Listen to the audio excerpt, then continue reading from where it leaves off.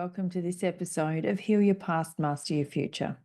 My name is Tracy Malone, and I am so grateful that you are here with me today. And today we are talking about boundaries without guilt. How to say no and still feel like a good person. Let's start with a truth that you may need to hear today. Saying no does not make you a bad person. If setting boundaries leaves you feeling guilty or selfish or worried about how others will see you, let me tell you, you're not alone. It's really normal, especially for those of us who are raised to prioritize others over ourselves. This can be a massive generational story. Those who survived by people pleasing, we're looking at the fawn response now, down in dorsal vagal. I needed to make sure you were okay in order to be safe myself. It's a big one. People pleasers, boundaries can feel like betrayals rather than acts of self-care for us.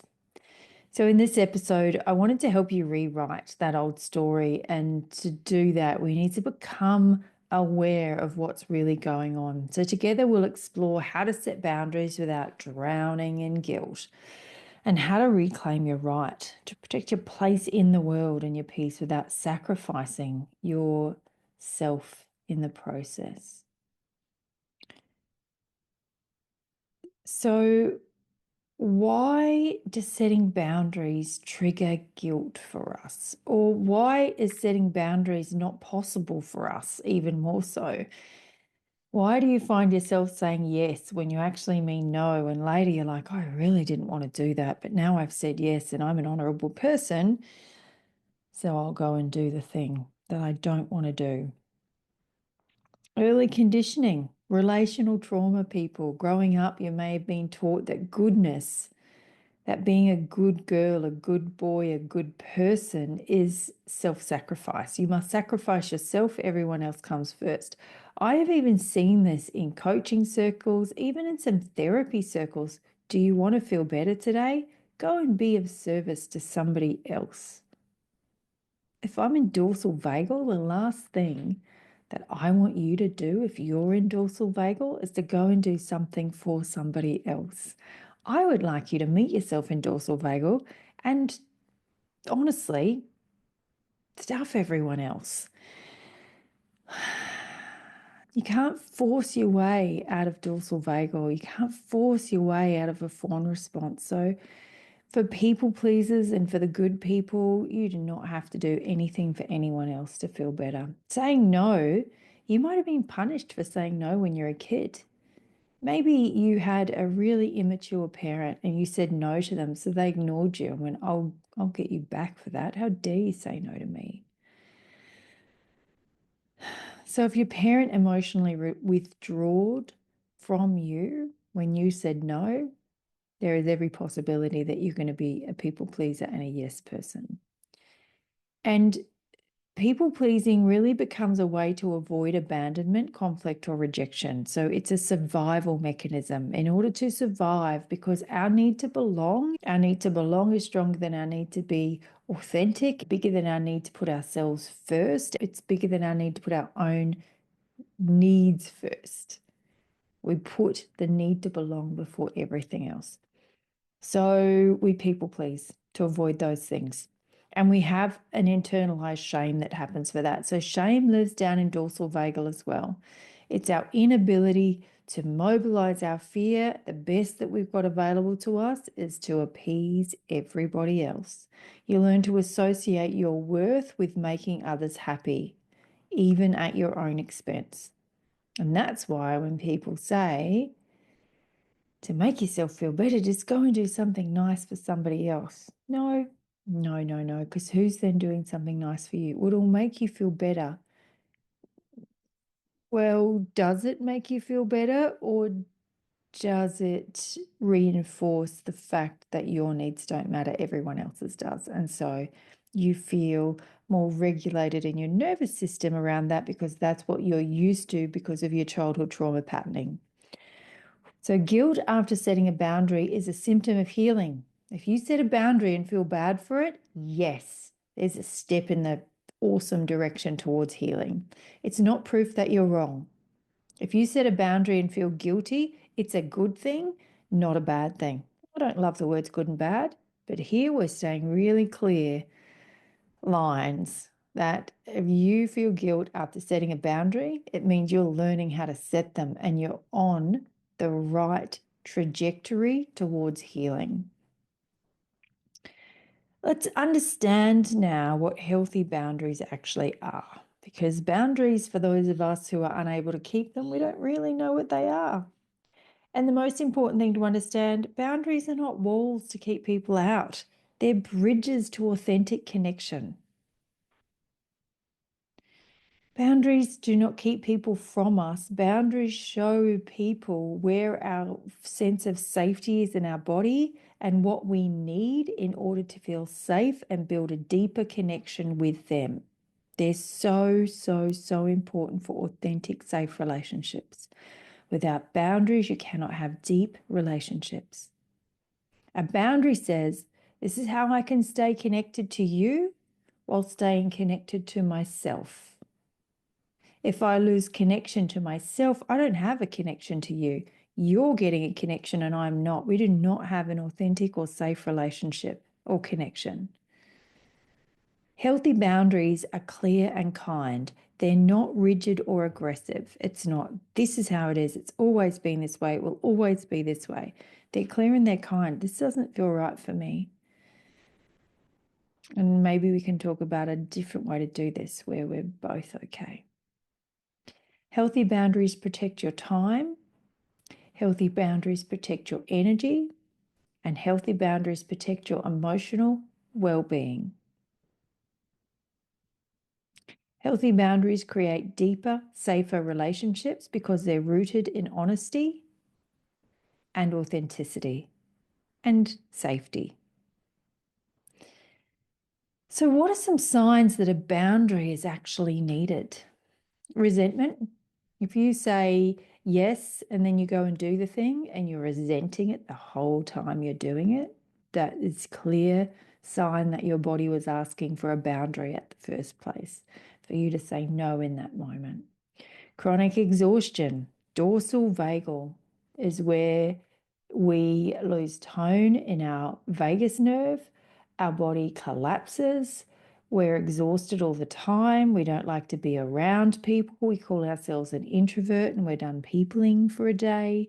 This is actually a real sign. Empaths, highly sensitive people, this is for all of you. Chronic exhaustion, not being able to spend time around people, it's a sign that a boundary is needed.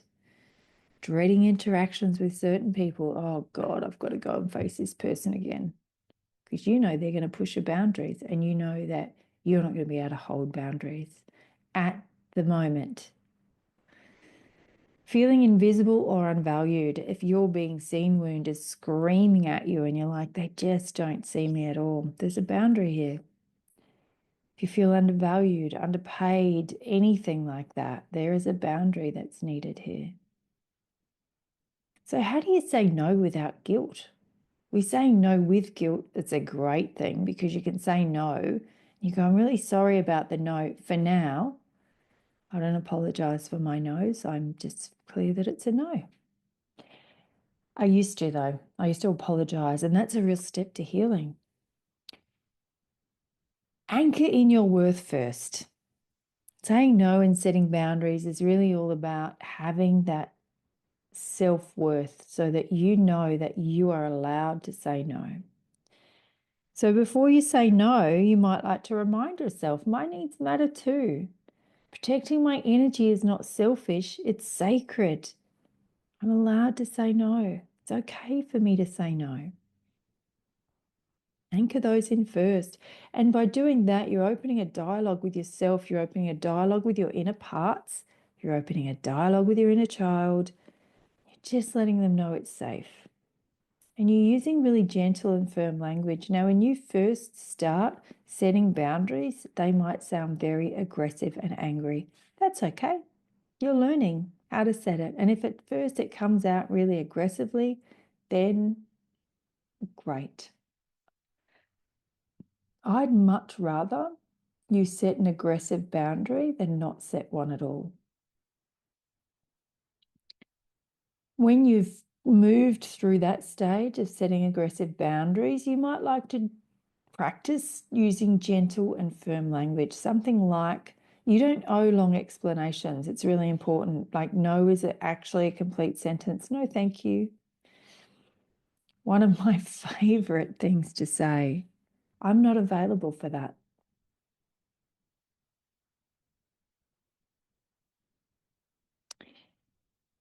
See how complete it was? I'm not available for that. I'm not saying, no, I don't want to do it. No, I can't do it. It's not open for discussion. I'm not available for that.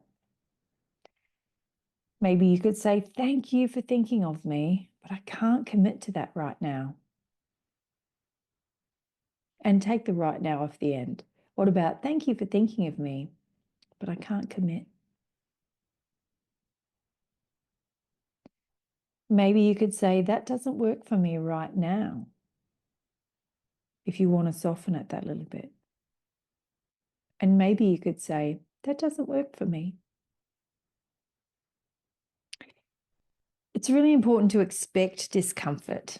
Expect it to be hard and expect it to be really uncomfortable and let it be there. Don't think, I've set a boundary, so if it's the right boundary, it should feel really comfortable. Expect discomfort, especially at the start. Let it be there. You can even say, I'm practicing putting myself first and setting boundaries, and this feels really hard for me, and I'm unavailable for that. And maybe you say, I'm unavailable for that, and then you say, see you later, and then you move through your discomfort and you sit with your discomfort and you let it be there. Feeling guilty doesn't mean you did something wrong. It's just your nervous system and your inner child adjusting to a new pattern. And so the next thing to do would be to self-soothe. Open that dialogue with your inner child who thinks you should have said yes to make them happy. Maybe take some breaths, sit and feel where the discomfort is in your body and take deep breaths and some really gentle self-talk for your inner child. It's safe for me to say no. My needs matter too. It's okay. I've got this. Everything is perfectly okay. And maybe you might like to journal that and write a letter to your inner child. Maybe you might want to take your shoes off and walk and ground yourself. But if you're feeling that sense of guilt, you might want to mobilize that in some way. In somatic practices, we want to mobilize that feeling and get curious about how you might like to do that. You might like to put a song on and celebrate it while mobilizing and celebrate those small wins. It's a really important step. Remember that.